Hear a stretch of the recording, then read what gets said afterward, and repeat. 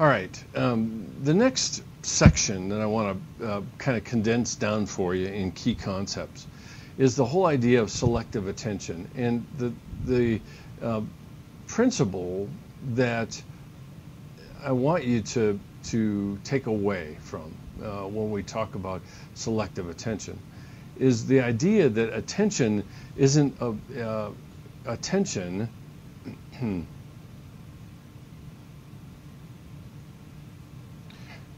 is not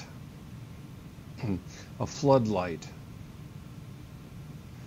In other words, when I focus my attention somewhere, it's not that I'm flooding a particular area with my attention.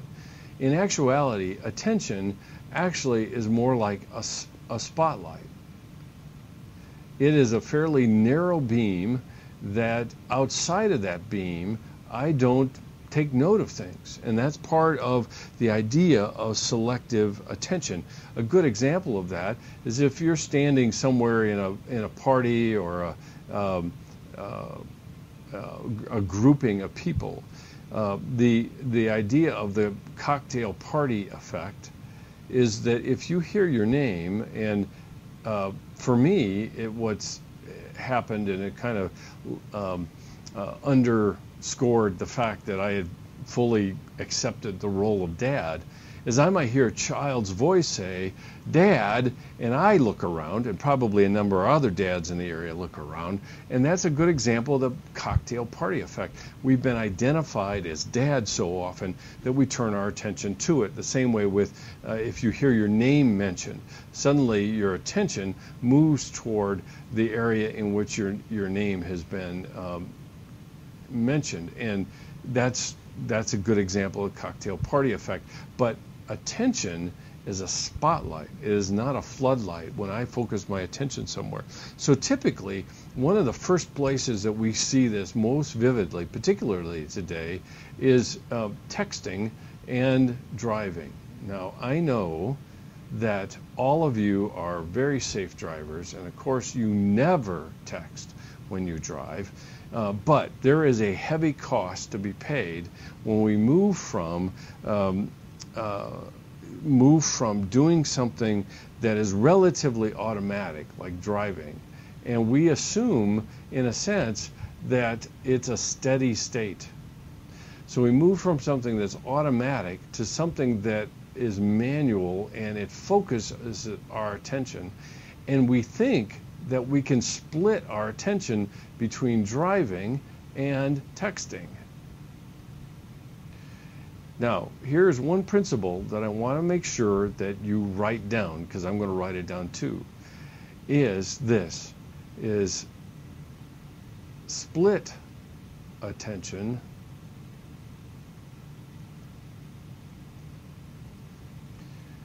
is no attention.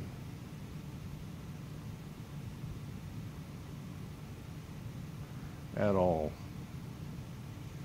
Another good example would be in classes.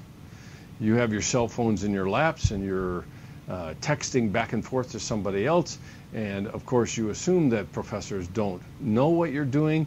Actually, it is a little humorous from my perspective when I watch somebody looking down into their lap and smiling, which is kind of an odd phenomenon.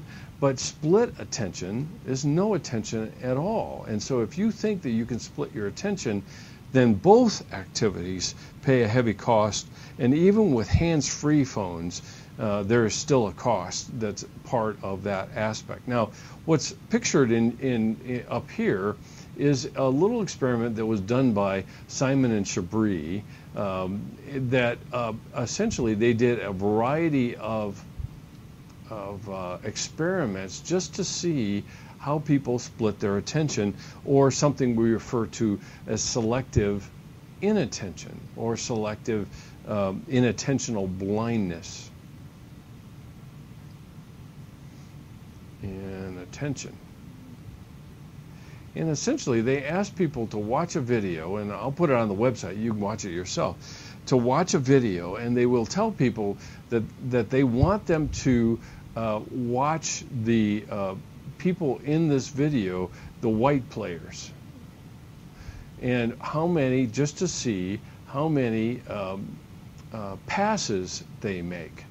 With all of the attention focused on the passes, what doesn't oftentimes is not seen is that they don't see a gorilla that walks through. Now, watching it slow-mo, looking at it in being prompted, obviously you will see it. But in the experiment, it was remarkable how many people simply refused to believe that there was a gorilla. I have another video that I often show people, and it's a basketball player. So the actual passes are far more fluid, and you have players in one kind of uniform and another, and a gorilla walks through again.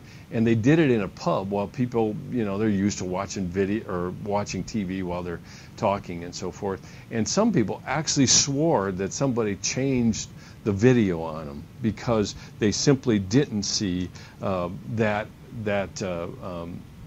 see the gorilla walking through. Now, the other item is something we refer to as change blindness.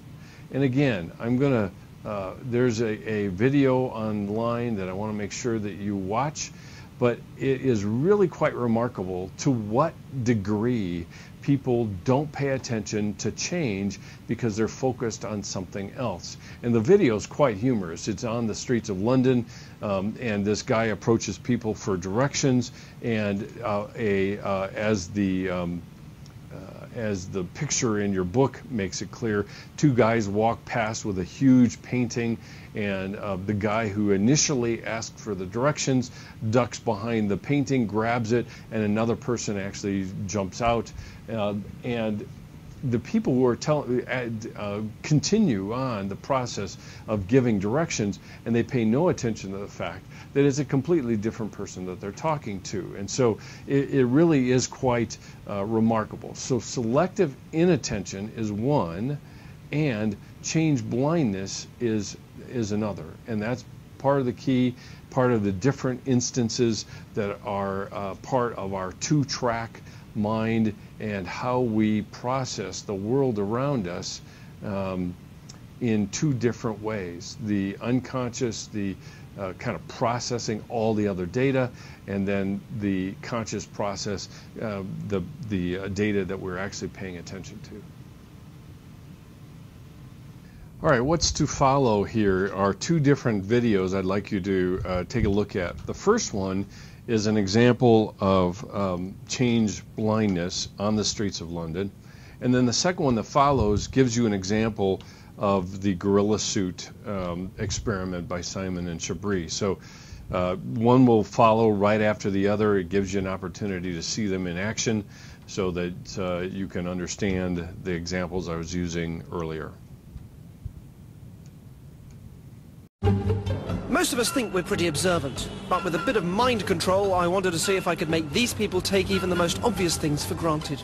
Excuse me, do you know how to get to Trinity Church from here? Yeah. You see that church down there? Yep, straight through there.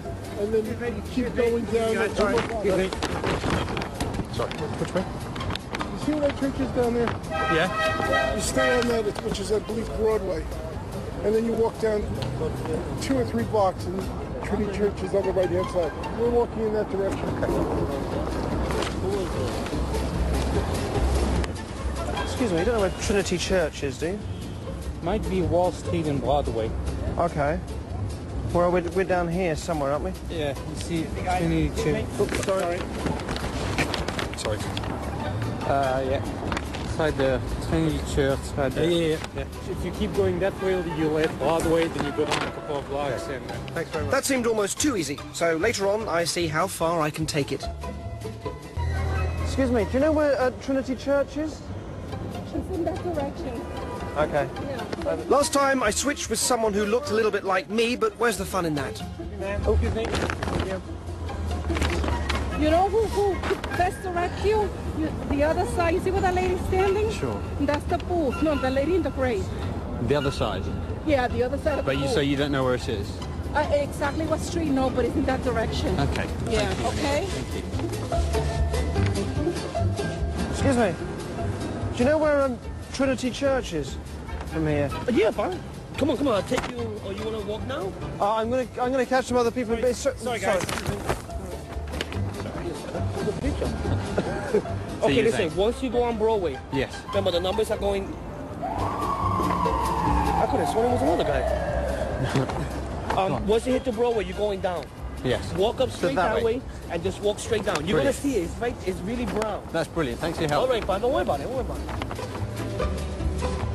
Excuse me. Do you know where Trinity Church is? Ah, great. What we do is, Where are we on here? We sort of there. we're right here. Right through, thank you. Go on. We are the Brooklyn Bridge. You want to cross over there, go down Broadway, and you'll be right there. Okay, thank you. Excuse me, mate. Do you know this area? Do you know the area? Do you know Piccadilly Circus? You go the way. So through there? Yeah, through the through Leicester Square. Oh, sorry. Sorry, go on for me. Where? If you keep going that way, This way. you get to Piccadilly Circus. Oh, thank you very much. problem. Good Oh, luck. careful of the car. Cheers, mate. Thank you. Excuse me, are you familiar with this area? No. No? Okay, all right. What are you trying to look at? Piccadilly Circus? Piccadilly Circus. Couple Yeah. blocks from here. Piccadilly Circus is Oh, right sorry, here. hang on, sorry. Sorry, which... I just saw it right here. Okay, so is that straight over? Definitely not that way. Piccadilly Circus is, I know, is that direction. Over that way. Okay, thank you.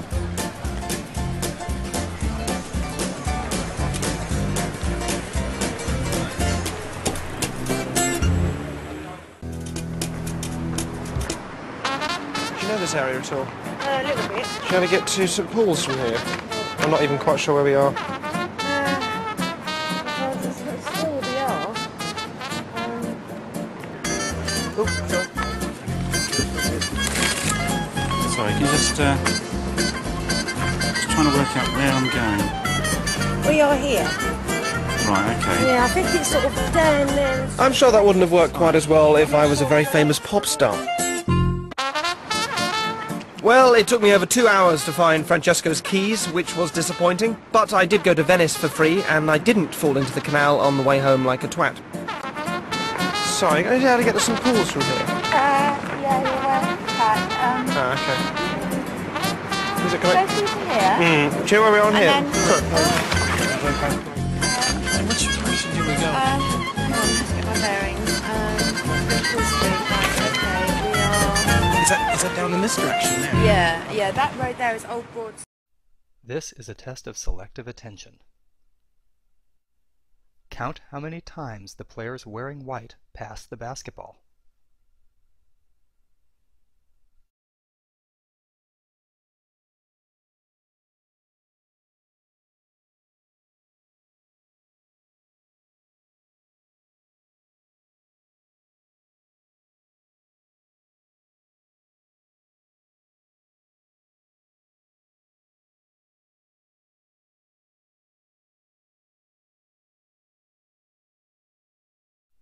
How many passes did you count?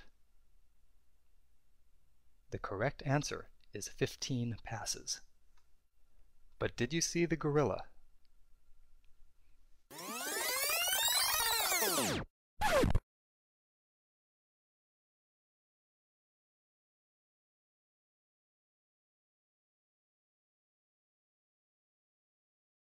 This video is from research by Daniel Simons and Christopher Chabris and is copyrighted.